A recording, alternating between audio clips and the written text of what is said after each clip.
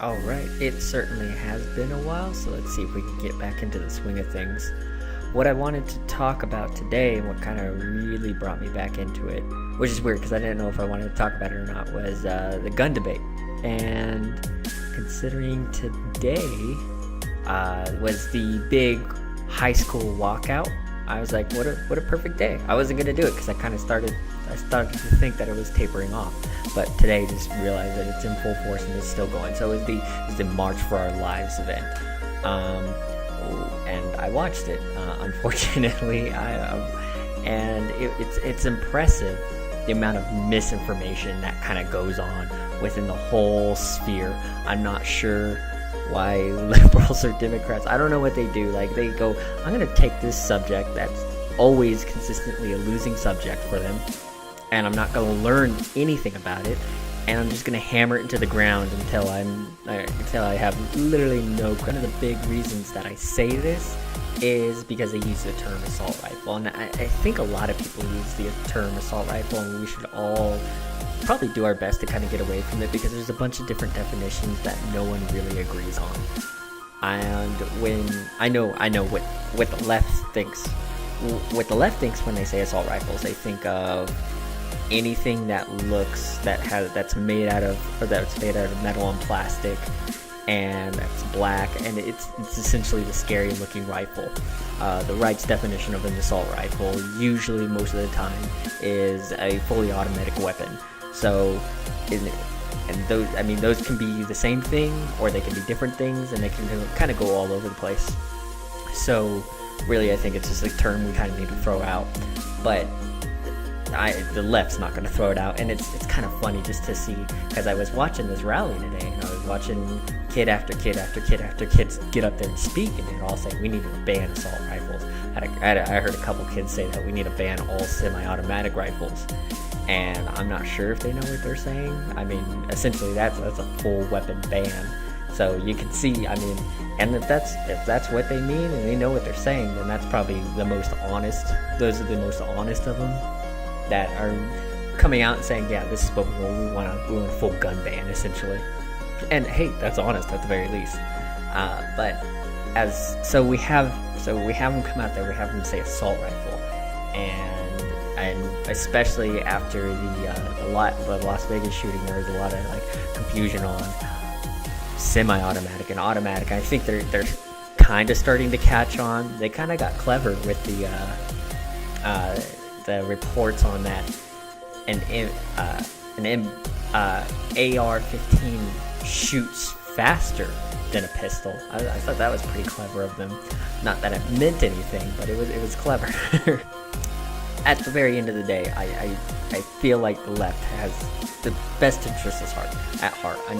Sure, they might. But, even if they did want to ban all guns, I understand where the argument comes from. At least for most people, it comes from, hey, we don't want anyone else to be injured, to be killed, for anyone else to have a loved one who's injured or killed. So I understand the sympathy that's coming from them, but I think it's just in the wrong area most of the time. Because I don't think that's the right area to do.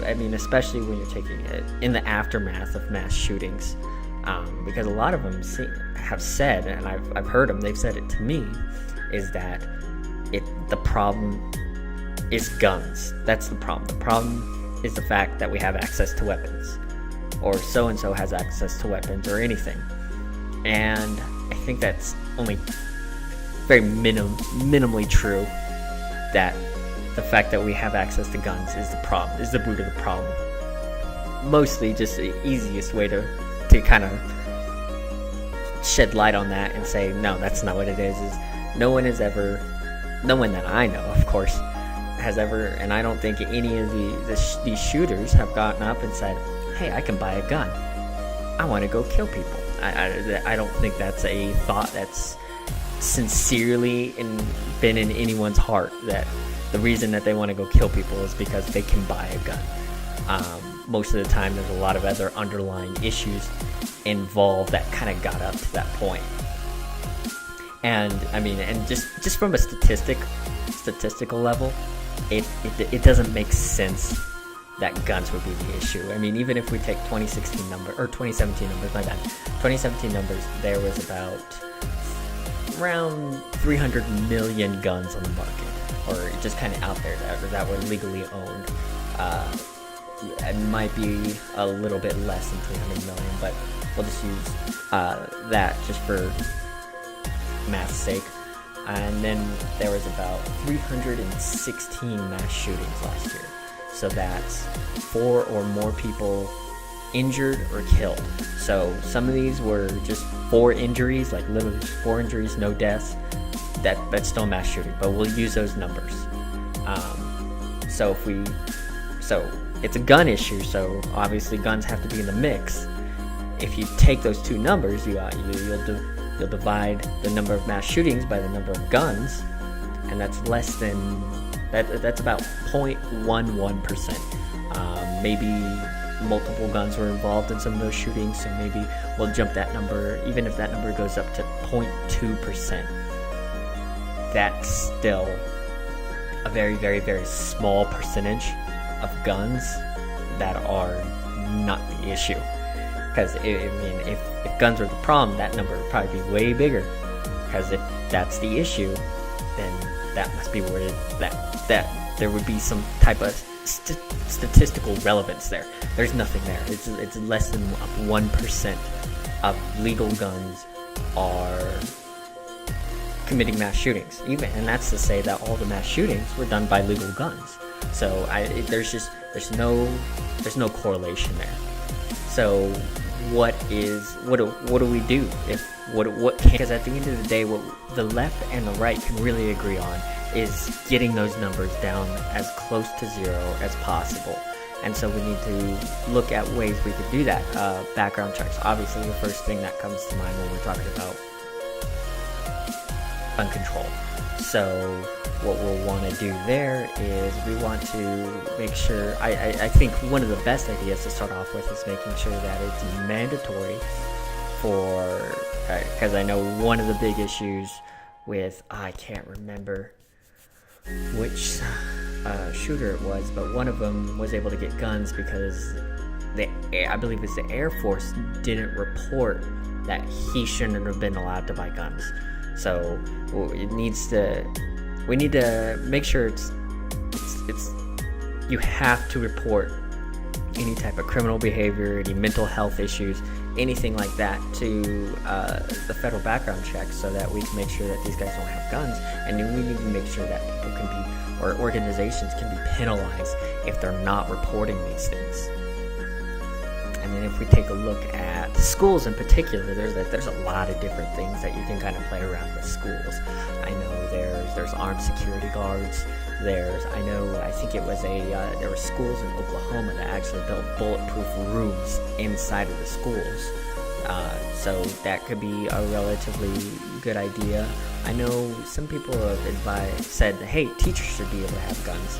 I wholeheartedly believe that teachers have guns. I don't think it should be a requirement, but I think that should be a last resort defense. I don't think teachers should be the frontline defense in an active shooter situation. Mostly just because it's probably just not the best idea. There's a lot of like sketchy things that could go on in that situation. I mean, it just, especially if it's like let's say I was a teacher and I just picked up a gun and I did the trainings and whatever, and I've never been in an active shooter situation, so who knows how I would handle it. So I mean, if teachers are veterans, that's awesome, that's great, and then yeah, definitely. But let's just say it's just a teacher who just really wholeheartedly wants to protect her students, or his students. They don't know what to do in that situation if it ever arises. I know, and some people, they know what to do. There's plenty of instances in Parkland where people are using their bodies as shields to protect other people, and they lost their lives like that. So I know some people will really rise to the challenge, and some people will just freeze up, and that's perfectly natural to freeze up, because that's a horrifying situation. So yeah, definitely a bunch of different ways we can be creative with finding really effective solutions. Although in my opinion, I think probably one of the best solutions is armed security guards. Now the big issue with that is funding and finding a way to actually pay for these things. And honestly, what I would say about that is probably because I live in Colorado, so we have legal marijuana here, and a lot of the marijuana taxes, it actually goes into school funding. I know in El Paso County, which is pretty much Colorado Springs, they replaced every roof of every school in all of Colorado Springs, in all of El Paso County. And that's huge. I mean, schools aren't small, roofs aren't cheap, so that's a lot of money. And I mean, marijuana has probably been legal for what, maybe 5 years, maybe. So imagine fun, and that's in El Paso. You're not allowed to sell recreational marijuana, so that's legitimately just medicinal marijuana sales taxes that have gone into schools. It's not recreational. It's not. It won't be that extra boost. It'll just be a little boost. But that's what's paying for new roofs on schools. And I'm not sure if you guys are gonna agree with me on this one, but this is a libertarian viewpoint that I have. Is marijuana, it's not an issue. It's not a big deal. Who cares? Me personally, I don't smoke marijuana. I think it's dumb. I think it's just who cares? It's not really a thing to me. I know other people are like, yeah, dude, whatever, but that's not important. But I don't think it's harmful enough where it actually has a negative impact or a largely negative impact on society. So, it's a libertarian perspective. Whatever, go ahead, legalize it. It's great. At least the money is there, and at the very least, for me, that's worth it because I see money going to schools and stuff. I'm like, let's go. So you can go ahead, legalize that. Pass that, legalize that, then allow every school in the whole country to be able to hire security guards. I mean, that would be huge. I mean, it's not like you have to hire an army. Maybe 3 or 4 guys, and you probably have a pretty good fortified school. And I'm not convinced by the argument that kids are going to be terrified and they're not going to be able to handle the sight of a gun. It's going to traumatize them. I've seen youth minority, actually. Youth minority. I used to help with an event that brought police officers and youth minority together, and police officers in full uniform. They had their weapons on them. You know, everyone was having a great time. Everyone was having fun. No one was scared. No one was like, oh gosh, we better not make him mad. They were just having fun. I mean, these kids were beating the crap out of the police officers in video games. So it's an argument that I do not buy. All right, now real quickly, I want to turn back onto liberals again, leftists, and just kind of really drill in, research the gun argument. Put in a little bit of research. Know what you're talking about. I mean, know the difference between automatic, semi-automatic. Stop using assault weapons because no one on the right buys it. And I mean, and no one who's for guns, pro guns, really buys the assault weapon. Mostly because on the right we equate it to fully automatic. So it just, why are you even talking to me?